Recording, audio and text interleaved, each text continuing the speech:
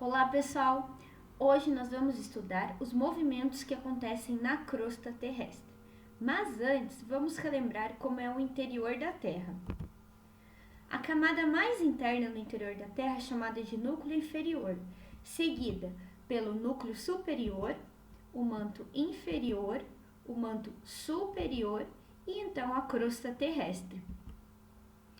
A crosta terrestre apresenta uma espessura variada e ela é dividida em dois tipos.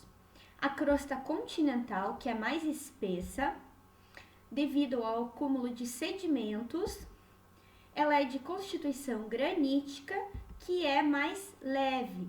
Então, portanto, a crosta continental, ela tende a ser mais leve que a crosta oceânica, que por sua vez é mais fina, é de constituição basáltica e por sua vez é mais pesada que a crosta continental. A crosta terrestre, ou litosfera, como também podemos chamar, é um grande quebra-cabeça. Isso porque ela é formada por placas litosféricas ou tectônicas, os dois nomes estão corretos, como essa da imagem que demonstra as placas litosféricas ou tectônicas em cores diferentes dispostas no mapa mundi. Cada placa recebe um nome específico e elas se movem. Isso ocorre devido à ação do manto. As placas estão boiando sobre a camada fluida do manto superior, que é chamada de astenosfera. As placas se movimentam entre 5 a 10 centímetros por ano. Então, o manto superior, ele além de ter o magma ser mais viscoso, ele possuindo uma camada mais superficial do manto superior, que é mais fluida, ocorrem mais movimentos do magma e que é chamada de astenosfera. Por causa dessa movimentação da astenosfera, as placas podem andar. Nós podemos verificar em que alguns locais do planeta Terra há separação de placas tectônicas, como nessa imagem. Nós podemos ter o choque de placas tectônicas, ou seja, elas se encontram, elas colidem. Nós podemos ter ainda um último caso, que é o deslizamento de placas tectônicas, que elas deslizam uma ao lado da outra. Estes movimentos das placas tectônicas ou litosféricas contribuem principalmente para formar os diferentes tipos de relevo que nós encontramos no planeta Terra, contribui para a formação de montanhas e outras estruturas também que nós verificamos nos relevos, bem como a ocorrência de terremotos e erupções vulcânicas. Mas afinal de contas, o que move essas placas? Que movimentos acontecem no manto superior, mais especificamente na astenosfera, que movem essas placas de um lugar para outro? Bom, vamos imaginar uma chaleira com água fervendo. Dentro da chaleira, a água tem um movimento. A água quente do fundo tende a ir para o topo, onde ela se resfria e move-se pelas laterais e afunda. Quando se aquece novamente, ela sobe. Essa mudança entre água quente e água fria é chamada de correntes de convecção. E algo parecido acontece no nosso manto. Então, o magma quente do manto sobe, movimentando as placas e separando-as. Onde as placas se chocam, uma delas é arrastada para baixo da placa vizinha, como neste caso, que o magma movimenta duas placas que estão se afastando, enquanto que a outra borda da placa choca com uma placa continental e a placa oceânica entra por baixo da placa continental. Quando a placa oceânica entra embaixo, ou seja, mergulha sob a placa continental, ela tende a derreter e novamente, então, recomeça o ciclo das correntes de convecção no manto superior, que movem o magma quente, que é aquecido, sobe, resfria e depois desce novamente. Dentre os movimentos das placas, nós podemos ter diferentes limites de encontro entre as placas. Um limite divergente é quando ocorre afastamento de duas placas. como nessa imagem. Então, as placas estão se afastando, elas estão indo para lados opostos. Neste caso, o magma sobe e extravasa entre as placas, formando uma nova crosta, preenchendo o espaço entre essas duas placas. Neste caso, as placas aumentam de tamanho. Além disso, neste local onde as placas aumentam de tamanho, principalmente no meio do Oceano Atlântico, nós encontramos o que nós chamamos de cordilheira meso-oceânica, ou dorsal do Atlântico, que é uma cadeia de montanhas no fundo do oceano, que cresce à medida que o magma sobe e extravasa. Neste caso, está havendo expansão do fundo oceânico, onde o magma novo, que é menos denso, se eleva, formando cadeias de montanha no fundo do mar, além de aumentar as placas em ambas as direções. Além disso, quando o afastamento de placas acontece entre duas placas continentais, nós temos a formação de vales, como esse da imagem. Temos também limites convergentes, que ocorrem quando há colisão entre duas placas. Como nesse caso, a colisão entre uma placa continental e uma placa oceânica. Neste limite convergente em que as placas se chocam, uma placa mergulha em relação à outra. Neste caso, a placa oceânica, que é a mais pesada, mergulha em relação à placa continental, que é a mais leve. Esse processo é chamado de subducção.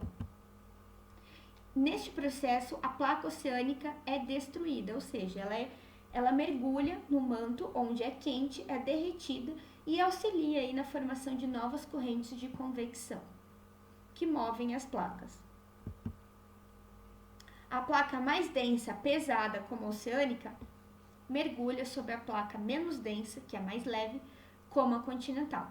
Neste caso, quando há encontro de duas placas de tipos diferentes, placa oceânica e placa continental. Entretanto, podemos ter colisão entre placas continentais. Neste caso, há a formação de montanhas. Então, duas placas continentais colidem, elas não variam em densidade, elas se deformam, causando dobramento e elevação da crosta. E por último, temos o limite transformante, que ocorre onde há deslizamento entre placas, como neste caso, na falha de San Andreas, na Califórnia. As placas estão deslizando uma em relação à outra. Não ocorre formação nem destruição de placas. Formam-se o que é chamado de falhas transformantes, que são fraturas nas rochas, como essa demonstrada na imagem. Entretanto, nós vimos que ocorrem essas diferentes formações no relevo, que nós podemos verificar, mas, além disso, o movimento das placas provoca vibrações na superfície, que são chamadas de terremotos. Terremotos são abalos abruptos da superfície. São vibrações na crosta terrestre causadas pelo movimento das placas litosféricas, que acumulam muita tensão nas bordas até atingir o limite de resistência das rochas, causando rupturas ou falhas.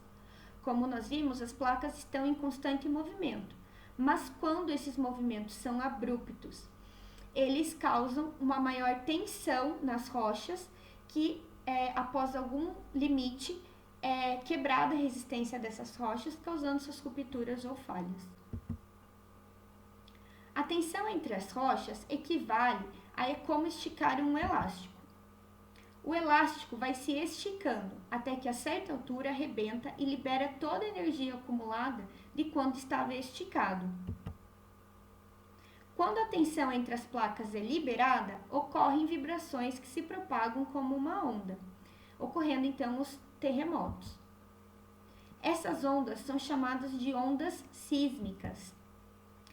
A energia dos terremotos é liberada na forma de vibrações chamadas de ondas sísmicas, que se propagam em todas as direções.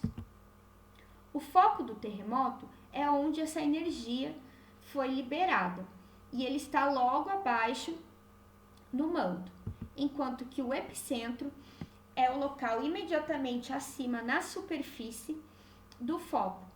Então, é o local que nós temos a maior vibração devido ao movimento das placas.